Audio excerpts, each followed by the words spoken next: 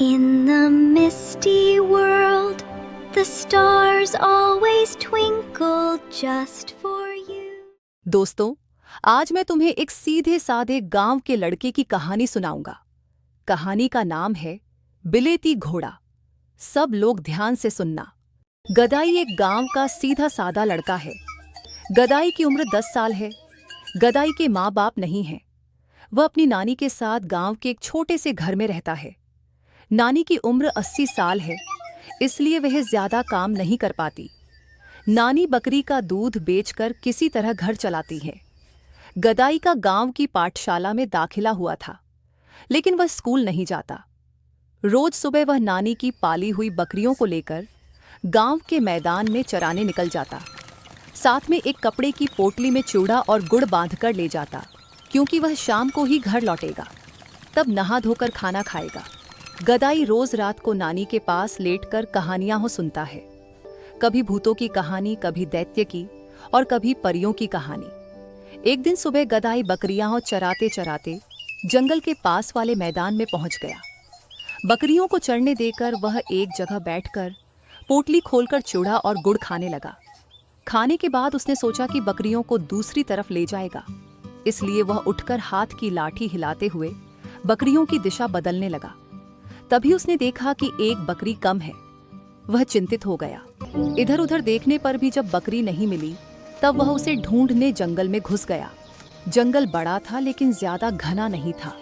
गदाई बकरी को ढूंढता रहा। अचानक उसने देखा कि एक झाड़ी हिल रही है। उसने सोचा उसकी बकरी वहीं होगी। वह धीरे धीरे आगे बढ़ा। झाड़ी हटाकर उसने देखा कि एक सफेद बाघ उसकी तरफ पीठ करके आंख बंद किए आराम कर रहा है। गदाई ने अपनी जिंदगी में कभी बाघ नहीं देखा था, इसलिए उसने उस सफेद बाघ को बिल्लेती घोड़ा समझ लिया, क्योंकि उसने नानी से बिल्लेती घोड़े की कहानी सुनी थी। कहानी में था कि बिल्लेती घोड़े के दूध की बहुत कीमत होती है। उसका दूध बेचकर एक गरीब आदमी भी अमीर बन गया था।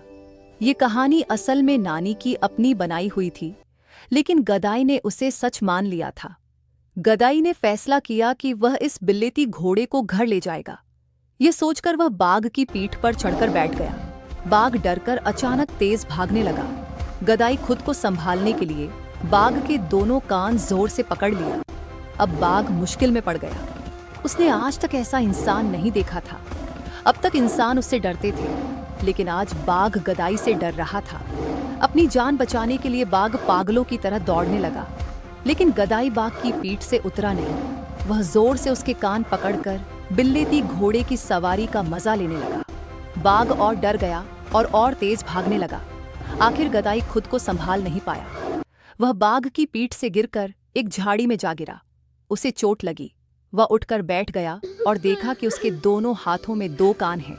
बाघ के दोनों कान टूटकर उसके हाथ में आ गए। गदाई ने कान फेंक दिए। उसे दुख हुआ कि वह बिल्लेती घोड़े को घर नहीं ले जा पाया। फिर उसे अपनी खोई हुई बकरी याद आई और वह दोबारा बकरी ढूंढने लगा। बहुत देर तक ढूंढने के बाद भी जब बकरी नहीं मिली, तब उसने जंगल से बाहर निकलने का फैसला किया। तभी उसने देखा कि कान कटा बिल्लेती घोड़ा गुस्से में गरजता हुआ उसकी तरफ आ रहा है। उसके पीछे और भी कई बिल्लेती घोड़े थे। इस बार गदाई सचमुच डर गया। उसने समझा कि बिल्लेती घोड़े उस पर गुस्सा हैं। वह दौड़कर पास के एक बड़े पेड़ पर चढ़ गया। बाघ उसकी तरफ दौड़कर आए और उसे पकड़ने की कोशिश करने लगे। गदाई और ऊपर चढ़ गया। बाघ आपस में अपनी भाषा में कुछ बात करने लगे।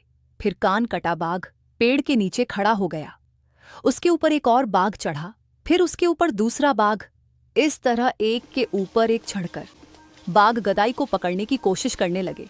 गदाई बहुत डर गया, क्योंकि अब पेड़ पर और ऊपर चढ़ने की जगह नहीं थी। बस एक और बाघ चढ़ जाता तो वह पकड़ा जाता। कान कटा बाघ सबसे नीचे खड़ा था और उसकी पीठ पर एक एक करके बाघ चढ़ रहे थे। कान कटा बाघ सोचने लगा, उसने पहले भी बहुत इंसान देखे हैं, लेकिन सब उससे डरकर भाग गए। लेकिन यह इंसान बहुत खतरनाक है।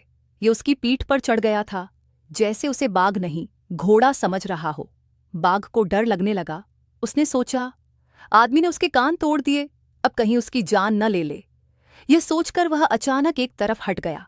साथ ही ऊपर खड़े सारे बाघ धड़ाम से नीचे गिर गए और जो जिधर पाया भागने लगा, क्योंकि सबको लगा कि इंसान ने उन्हें गिरा दिया।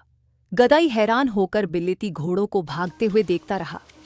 कुछ देर तक वह पेड़ पर ही बैठा रहा। उसे डर था कि कहीं बिलेती घोड़े वापस आकर उस पर हमला न कर दें। तभी उसकी नजर नीचे उसकी खोई हुई बकरी पर पड़ी। वह पेड़ से नीचे उतर आया, बकरी को पकड़ा और जंगल से बाहर निकल गया। फिर बाकी बकरियों को लेकर वह घर की तरफ चल दिया। दोस्तों, कहानी कैसी लगी? अच्छी लगे तो एक लाइक करो और चैनल को सब्सक्राइब करना मत भूलना। फिर मिलेंगे एक नई शानदार कहानी के साथ। सभी अच्छे रहना।